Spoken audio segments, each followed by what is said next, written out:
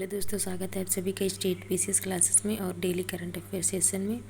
तो आज हम 28 फरवरी 2025 का करंट अफेयर डिस्कस करेंगे और इम्पोर्टेंट क्वेश्चन देखेंगे। पहला क्वेश्चन है कि वर्ष 2025 में शीर्ष 10 सबसे व्यस्त वैश्विक हवाई अड्डों की सूची में शीर्ष स्थान किसे मिला है। तो इसमें जो है दुबई इंटरनेशनल यूएई को पहला स्थान मिला है। और इसका आधार क्या है, तो आधार है एयरपोर्ट में बैठने की जो क्षमता है उसके आधार पर उसको पहला नंबर मिला है। और भारत में किसको मिला, तो भारत में दिल्ली एयरपोर्ट को 8वां स्थान वर्ल्ड में मिला है। आगे बढ़ते हैं और नेक्स्ट क्वेश्चन देखते हैं कि हाल ही में डीआरडीओ और भारतीय नौसेना ने कौन सी पहली एंटी शिप मिसाइल का सफल परीक्षण किया है।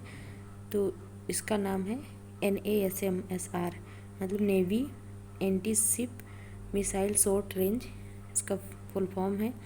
और भारत में पहली बार जो है इसका सफल परीक्षण किया गया है।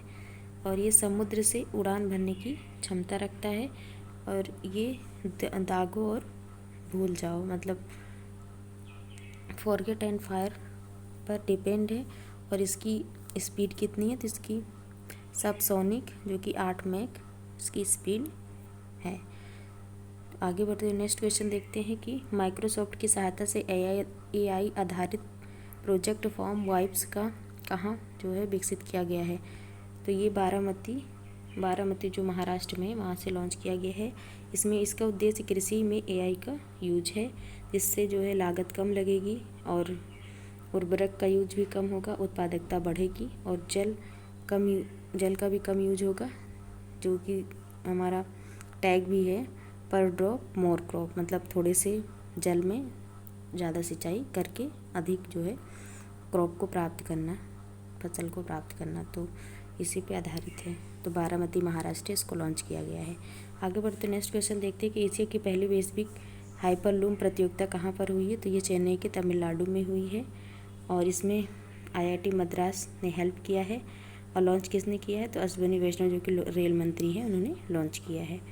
आगे बढ़ते नेक्स्ट क्वेश्चन देखते हैं कि भारतीय महिला फुटबॉल टीम ने दूसरे पिंक लेडीज़ कप 2025 में कौन सा स्थान प्राप्त किया है। तो इसमें भारत ने तीसरा स्थान प्राप्त किया है और यह सेकंड बार हुआ है। और ये फुटबॉल का खेल है और होस्ट किसने किया था, तो UAE के शारजाह में उसको आयोजित किया गया था। कुल टीमें कितनी थी, तो इसमें कुल टीमें 4 थी, जिसमें साउथ कोरिया, रूस, भारत और जॉर्डन की टीम थी। भारत की रैंक 4 में से 3rd स्थान पे है। और भारत का उपनाम क्या था, ब्लू टाइग्रेस इसका उपनाम था। और भारत जो है हार चुका है। और किसने हराया है, तो साउथ कोरिया ने भारत को हराया है। तो भारत का स्थान तीसरा है। आगे बढ़ते नेक्स्ट क्वेश्चन देखते हैं कि सार्वजनिक व्यय गुणवत्ता सूचकांक QPE किसने लॉन्च किया है। तो RBI ने इसको लॉन्च किया है, जिसमें इसका उद्देश्य है सार्वजनिक व्यय का कुशलतापूर्वक व्यय उपयोग होना, जिससे जो है बेहतर से बेहतर पैसा खर्च किया जा सके। तो इसका आधार वर्ष कब से रहा है, तो इसका आधार वर्ष जो है 1991 को बनाया गया है। इसमें बताया गया है कि 2024-25 में सबसे बेहतर पैसा खर्च हुआ है। इस रिपोर्ट में इसको बताया गया है। आगे बढ़ते हैं नेक्स्ट क्वेश्चन देखते हैं कि द्विवार्षिक हिंदी पत्रिका सशक्त भारत के पहले संस्करण का विमोचन किसने किया है। तो इसका विमोचन जो है रक्षा मंत्रालय ने किया है। यह पहली बार जारी किया जाएगा, जिसमें सशस्त्र बल में कर्मियों की जो वीरता एवं बलिदान है उसकी कविता जो है होगी इस पुस्तक में, हिंदी पत्रिका में।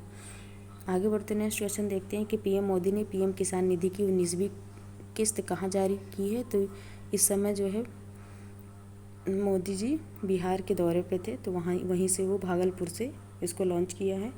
19वीं किस्त जारी किया है, जिसमें 9.8 करोड़ किसान को फ़ायदा होगा। और इसमें क्या होता है कि 2003 किस्तों में दिया जाता है, 2000 रुपये 3 किस्तों में दिया जाता है, 2-2 हज़ार, जो कि टोटल प्रतिवर्ष मतलब 6000 रुपये किसानों को दिए जाते हैं। इसका नाम PM किसान निधि है। यह कब लॉन्च किए थे ये योजना, तो ये 24 फरवरी 2019 को गोरखपुर से, यूपी के गोरखपुर से यह योजना लॉन्च की गई थी। आगे बढ़ते नेक्स्ट क्वेश्चन देखते हैं कि स्कूली बच्चों के लिए दुर्घटना योजना किसने प्रारंभ किया है। तो जो बच्चे जैसे मान लो स्कूली वैन से जा रहे हैं, उनकी दुर्घटना हो जाती है, तो उसके लिए राजस्थान ने दुर्घटना बीमा योजना बच्चों के लिए शुरू की है, जिसका नाम है शिक्षा संजीवनी बीमा योजना। इसमें 1 लाख से 1.3 लाख जो है दुर्घटना बीमा दिया जाएगा। इसमें कौन सा बैंक पार्टनर के रूप में काम करेगा, तो SBI बैंक इसमें पार्टनर के रूप में काम करेगा। आगे बढ़ते नेक्स्ट क्वेश्चन देखते हैं। केंद्रीय मंत्री पीयूष गोयल ने भारत कॉलिंग कॉन्फ्रेंस 2025 का उद्घाटन कहाँ किया है, तो इसका उद्घाटन मुंबई में किया गया। इसकी थीम क्या रही है, तो इसकी थीम रही है विकासशील भारत का 2047 का मार्ग, सभी के लिए समृद्धि की राह। मतलब इसमें ये है कि सभी लोग जैसे मेक इन इंडिया के थ्रू, मेक इन इंडिया जो कार्यक्रम है उसके थ्रू जो विदेशी जो कंपनियां हैं वो आके यहाँ पर अपनी कंपनी लगाए और समृद्धि और विकास करें, अपना भी और भारत का भी। तो ये सभी क्वेश्चन है। आज की शॉर्ट न्यूज़ देखते हैं। शॉर्ट न्यूज़ क्या है कि तेलंगाना के स्कूलों में तेलुगु को अनिवार्य विषय के रूप में किया गया शामिल। और दूसरा है कि आयुष मंत्रालय ने पारंपरिक भारतीय चिकित्सा में योगदान के लिए राष्ट्रीय धन्वंतरी आयुर्वेद पुरस्कार से किया गया सम्मानित। तो आज के सभी क्वेश्चन रहे। आप सभी को ये वीडियो लगातार देखते रहना है, क्योंकि एग्ज़ाम पास ही है। देख रहे हैं 2025 का फॉर्म भी PCS का फॉर्म भी भरा जाने लगा है। तो आप लोग जो है कंटिन्यू वीडियो को देखते रहिए और ऐसे ही अपनी पढ़ाई को आगे बढ़ाइए।